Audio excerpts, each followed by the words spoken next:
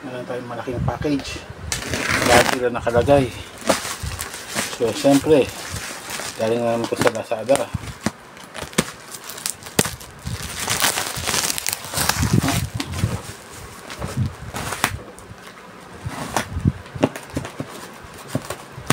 Puro lang ang aking panggunting pang motor. Ayan. Ayan, okay. So para saan ba to? Ayan, kita na yata. Kita na ba? Ayan, Inco. So Inco, isa sa mga brand ngayon na medyo nakikilala na rin. Marami na siyang binibentang items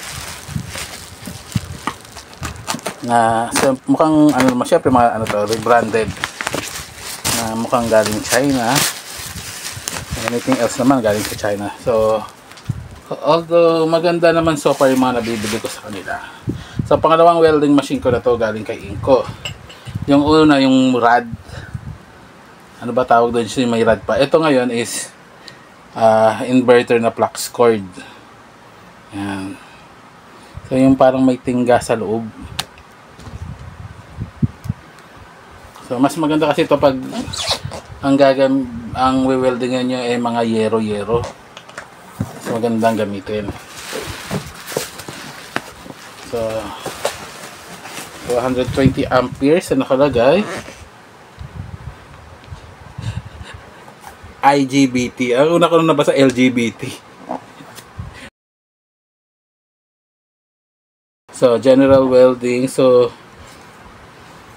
duty cycle niya is 40%. Sabi na pag 40% daw, yung percentage, kung sinabing 40%, ibig sabihin, 4 minutes mong gagamitin ng diretso, 6 minutes mong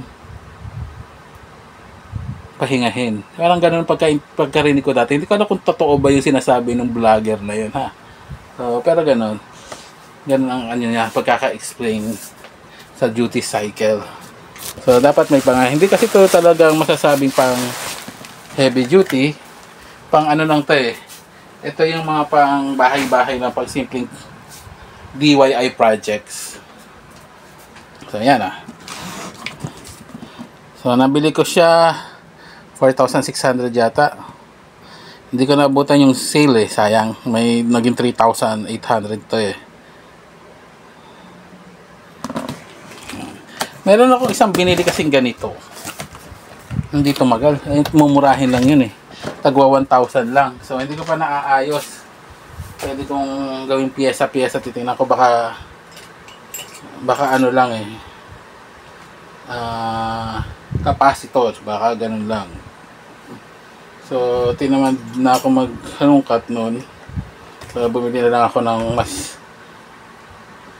mas magandang brand. Yung kasi walang brand eh, brandless. Kumbaga wala kang wala nga ako nahinging warranty, parang ganoon. So at least ito may mga warranty naman to eh. Kung ilan, hindi ko pa natatanong eh. Pero usually naman 1 year warranty sila sa mga ganito. Ang pagkakaalam ko ha. Yan. So ito yung kanyang manual. Ayan, manual of the box. May manual siya.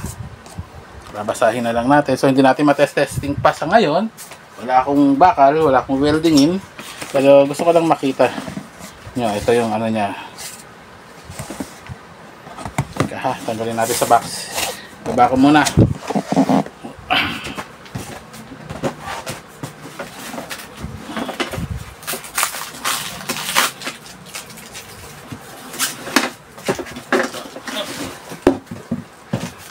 So, napaka-liit naman niya.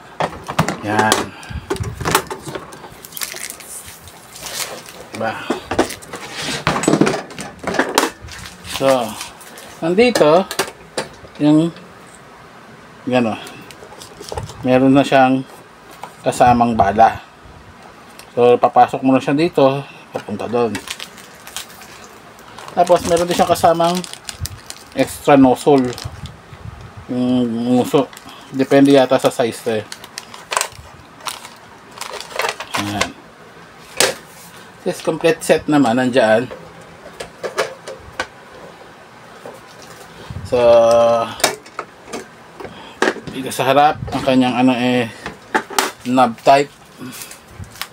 So yung isa is para sa ampere, yung isa ay para sa bilis ng labas ng bala.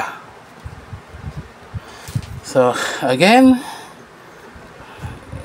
gagawa na lang uli natin isa pang video to para sa